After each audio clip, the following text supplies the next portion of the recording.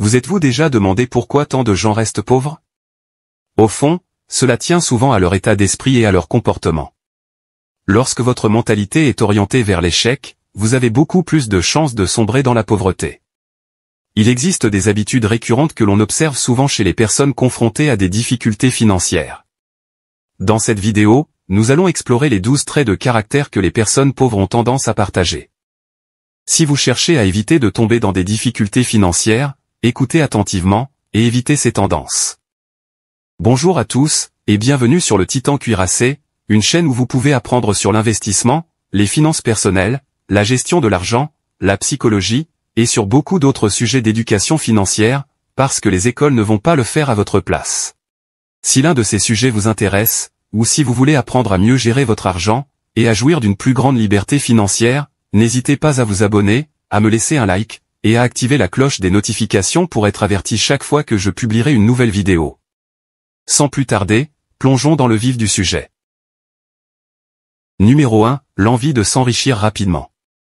Créer une véritable richesse demande du temps, de la patience, et de la discipline. Bien qu'il soit naturel de souhaiter s'enrichir rapidement, il est essentiel de comprendre que la véritable richesse se construit lentement, et non instantanément. Beaucoup rêvent de devenir riches du jour au lendemain, mais cela arrive rarement, à moins de gagner à la loterie, ou de recevoir une manne inattendue. Il n'y a rien de mal à vouloir gagner de l'argent, mais il faut comprendre que pour réussir financièrement, il faut généralement faire des efforts, et y consacrer du temps. Méfiez-vous des programmes qui promettent des revenus rapides, car ils se soldent souvent par des déceptions et des pertes financières. Bien sûr, il existe des formations intéressantes, mais beaucoup sont inefficaces ou carrément frauduleuses. Soyez prudent et réfléchissez bien avant de vous lancer dans ce genre d'aventure. Numéro 2, ignorer ses propres idées. Contrairement à ce que l'on pourrait croire, de nombreuses personnes en situation de pauvreté ont en réalité des idées solides qui ont un réel potentiel de générer des revenus. Cependant, en raison de facteurs tels que le doute, la procrastination, ou le manque de motivation, elles laissent souvent ces idées se perdre. Si vous avez une idée solide mais que vous ne disposez pas des fonds nécessaires pour la mettre en œuvre, demander de l'aide est une démarche légitime. Essayez de contacter des investisseurs, ou envisagez même de vous associer à des amis ou des membres de votre famille en qui vous avez confiance. Réfléchissez-y. Si des visionnaires comme Elon Musk, Mark Zuckerberg, ou Bill Gates n'avaient pas cru en leurs propres idées, ils n'auraient pas connu le succès dont ils jouissent aujourd'hui. Numéro 3, le refus d'apprendre. Dans le monde professionnel, vos revenus correspondent souvent au niveau de compétences que vous possédez.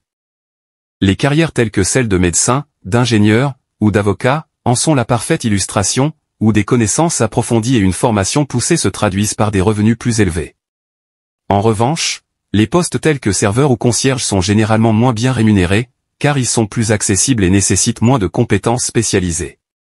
La différence essentielle réside dans le temps nécessaire pour se former à des emplois avancés, par rapport à la rapidité avec laquelle on peut apprendre les emplois de base. Pour vous assurer un avenir financier solide, il est judicieux d'investir votre temps et vos efforts dans le développement de compétences à haut revenu que le marché apprécie particulièrement. Numéro 4, le manque de discipline financière. Faire des achats fréquents sur un coup de tête peut entraîner de graves problèmes financiers, qui, avec le temps, peuvent se transformer en dettes importantes. Se laisser guider par l'envie de dépenser sans compter perturbe souvent votre équilibre financier, et déséquilibre votre budget. Il est essentiel, pour réussir financièrement à long terme, de prendre l'habitude de dépenser de manière réfléchie, et de développer la volonté de résister aux achats impulsifs. Concentrez-vous sur le développement de votre maîtrise de soi, et évitez le besoin de récompenses instantanées, en accordant plutôt votre attention à une épargne régulière et à une gestion judicieuse de votre budget.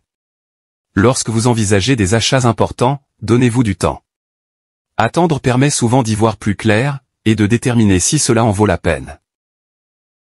Numéro 5, l'absence de persévérance.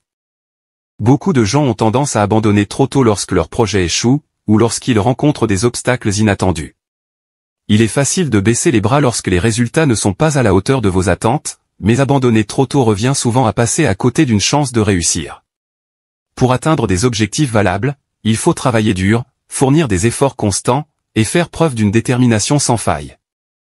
Qu'il s'agisse d'acquérir une compétence utile, de créer une entreprise, ou de se lancer dans des investissements, le véritable succès exige du courage, de la persévérance, et une cohérence à long terme.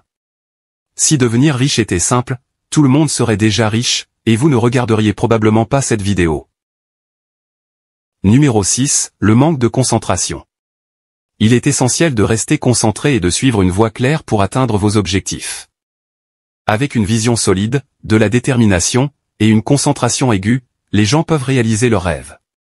Mais la vie est pleine de distractions, qui peuvent facilement vous faire dévier de votre chemin. Sans une concentration et une détermination constante, il devient de plus en plus difficile de s'en tenir à ses objectifs au fil du temps. Numéro 7, l'absence d'ambition ou d'objectifs fixés. Se fixer des objectifs est réservé aux personnes fortes, celles qui font preuve de discipline, de motivation, de concentration, et d'une détermination sans faille.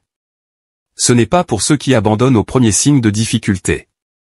Ces traits de caractère se retrouvent chez les personnes qui surmontent tous les obstacles jusqu'à ce qu'elles réussissent. Pourtant, beaucoup évitent de se fixer des objectifs parce qu'ils ont peur de l'échec, ou ne savent tout simplement pas comment s'y prendre. Mais les objectifs agissent comme une boussole, vous aidant à vous lever tôt, à travailler dur, et à rester concentré. Lorsque vous atteignez un objectif, placez la barre plus haut, et fixez-vous un autre objectif. Continuez à viser plus haut à chaque réussite. Cette stratégie progressiste crée une dynamique constante, et avec le temps, mène à un succès significatif. Alors, plutôt que de viser bas, poursuivez des objectifs qui élèvent votre vie. Visez haut, et recherchez l'excellence dans tout ce que vous faites. Numéro 8, une faible estime de soi. Beaucoup de millionnaires pouvaient déjà s'imaginer riches bien avant d'atteindre réellement ce statut. Croire en ses capacités et avoir confiance en sa réussite joue un rôle majeur dans l'atteinte du succès. Malheureusement, beaucoup de gens ne croient pas suffisamment en leur propre potentiel. Mais en ajustant leur état d'esprit et en renforçant leur confiance en leur capacité à changer leur situation, les individus peuvent puiser dans la motivation nécessaire pour travailler dur et finir par réussir. Numéro 9, refuser de demander de l'aide. À différents moments de la vie, vous aurez probablement besoin de vous appuyer sur les autres pour obtenir des conseils ou du soutien. Cela est particulièrement vrai lorsqu'il s'agit de finances, où les conseils d'experts peuvent être extrêmement utiles. De nombreuses personnes prospères, y compris celles qui sont devenues millionnaires ou milliardaires, attribuent souvent leur succès à des mentors, et des conseillers qui les ont guidés tout au long de leur parcours. C'est pourquoi il est si important de mettre de côté sa fierté, et d'être ouvert à la recherche d'aide lorsque cela est vraiment nécessaire. Numéro 10, être trop cupide. La raison principale pour laquelle beaucoup de gens sont confrontés à des problèmes financiers, est qu'ils en veulent trop, et ne savent pas quand s'arrêter. Les personnes cupides se concentrent souvent sur le fait de gagner et de garder de l'argent pour elles-mêmes, sans tenir compte des autres, ni envisager de planification à long terme. De ce fait, elles ont généralement du mal à mettre de l'argent de côté pour épargner ou investir, et dépensent la majeure partie de leurs revenus pour des plaisirs à court terme.